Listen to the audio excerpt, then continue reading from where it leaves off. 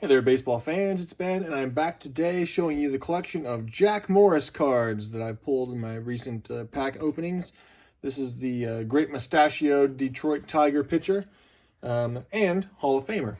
So I've got a handful of cards we got here of Jack Morris. Now, for those of you who aren't terribly familiar with him, he started in 1977, played for the Tigers most of his career, played for the Twins for a year, also the Blue Jays and the Indians, and through all that, he was the World Series champion 4 times, and I think for 4 different teams, which is remarkable.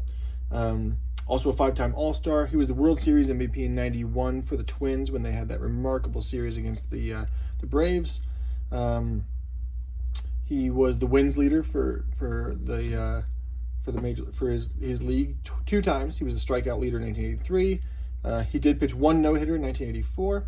And like I said, he is in the Baseball Hall of Fame. Now, he is brought in by the Modern Era Committee, the Veterans Committee. He did fail in his attempts to be in the Hall of Fame, voted by the Writers Association as normal. And let me give you some clue as to why. His win-loss record was 254 and 186. So 254 is okay. I mean, let's be honest. It's good. It's really good. Is it Hall of Fame worthy? Probably not. His ERA was 3.90, which is the highest ERA for any pitcher in the Hall of Fame.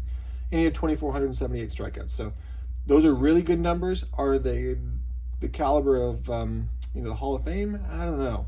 He did have some remarkable World Series wins. So with that, you talk about someone's impact on the game, and I think that might push you over. So let's go through some of these cards here. I've got these 1986 Don Russ All-Star cards, and these are the giant ones. So they are twice the size of a normal card. You can see you can fit 2 cards in the size of one of those. So got 2 of those. Heading off into kind of some normal size cards, we have a 1986 Topps, which is the oldest one I've got. His rookie card being in 1978, but I don't have anything even close to that. I've got a Fleer 1986 Fleer Mini, Classics Mini. Then I've got the 1986 Topps, the glossy League Leaders sets, a bunch of those. Then I've got the 1987 Fleer Classic Mini. And then 87 Sports Flicks. Let's see what he's doing here. Look, he's throwing the ball. And then I've got a handful of these 1987 Topps from all those packs and sets and stuff that I've opened. And then 1988 Don Russ with his mustache in full effect. Jack Morris. And then I've got a bunch of these Don Russ All-Star cards from '88. So by the time they got to '88, I think '87 they still made the big ones, but by the time they got to '88, they made them small again, not small, but regular size. And I have a bunch of those. So you can see a bunch of those, because I had a couple boxes, I think, of those. What those also came in with these pop-up All-Stars, though. So these are taller than normal, and they're meant to kind of unfold them, and their head pops up, and you can stand them up. So that's kind of cool if you're into that sort of thing. Makes it a huge pain, though, to put those in any kind of sleeves or storage. All right, moving right along, we got the All-Star Righties with Brett Saberhagen, Mike Witt, and Jack Morris, and 88 Fleer. His 88 Fleer base card with, again, a very fierce mustache. 88 Fleer star stickers. 88 score. 88 Topps. 89 score. 89 Topps, a few of those. 89 Upper Deck, I got a couple of those. Always like to get 89 Upper Decks. Forget the Ken Griffey Jr. for a minute here. 89 Upper Deck was just a great set. I love the design. Photography was top notch. It really changed the game.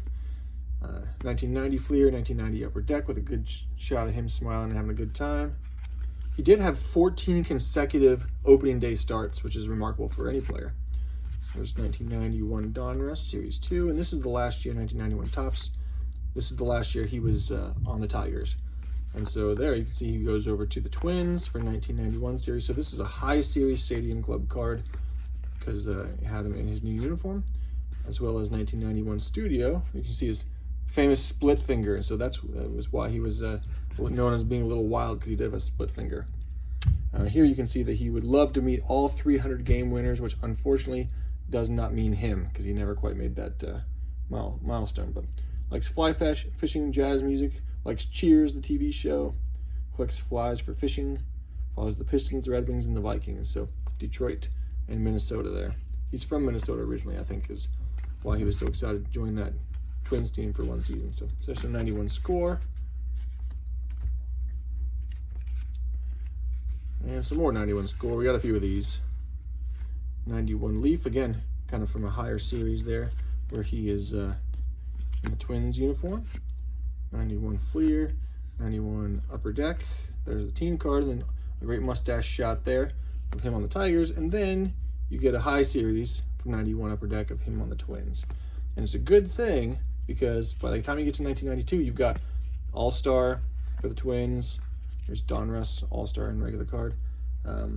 Let's skip these for a second here because I want to show you that he was only with the Twins for 1 year. There's the 92 score, but he was the World Series MVP that year. Pitched a 10-inning complete game victory for the Twins at a very important time. There's his 92 Topps card. And then you get to, after that 1 year, 91, in 92, he goes over to the Blue Jays. So this is a Pinnacle card, another late issue here, where he had joined the Blue Jays. This is the Topps Magazine card, one of those kind of pull-out cards with perforated edges. So that's where this one came from. And then we have 92 Stadium Club, again with the Twins, or with the Blue Jays. There's 92 Upper Deck with the Twins, so the low series card there. And 92 Fleer, 92 Leaf, where he's then switched over to the Blue Jays. And let's just check in 92 Studio to see if his information lines up. Yep, listens to jazz and country music. Favorite movies, Dances with Wolves. He actually looks kind of like Kevin Costner with that mustache. Would most like to meet Teddy Roosevelt at this point, so he changed from his 300 game winners. This is the the Baseball Inquirer, really ridiculous card from Confex, where they don't even acknowledge that it's actually him or what team he's on, but they give a fake interview on the back that's kind of irreverent. So there's 93 Upper Deck, again with the Blue Jays. 93 league leaders for Fleer. Ailes, winningest pitcher. 93 Pinnacle. 93 Topps Stadium Club. And finally, 1993 Topps. Oh, and the Topps Gold, too. It's kind of a weird shot of him. Fabulous mustache, but I don't know what he's like chewing on something. I don't know why they chose that picture. Let's take a look at these career stats, because this is just one more year after this that he played, and he played with the Indians, I think. Is that what I said before? And you can see all those red marks of all the times he led the league. And he was the league leader in 1981 with wins for 14, which is not very good. And then he led the league in 92 with 21 wins. So he was a 20-game winner 3 times, 2 of those being 21. In the 90s, I think he has the most win of any pitcher in the 90s, if I recall that as well. So anyway, actually a really good career from Jack Morris. So if you've kind of like glossed over him as you were looking through your cards or opening packs or whatnot, give him another look. Again, even if his career stats aren't quite up to the top-notch caliber of some of the best pitchers of all time, really consistent over a long period of time, and came through in the clutch when it mattered, helping 4 different teams to 4 different World Series championships, including an MVP World Series season for him. And also his first World Series series, I think he went 4-0 in the postseason, which is again remarkable. So hats off to you, Jack Morris, and from all accounts, sounds like he's a good guy.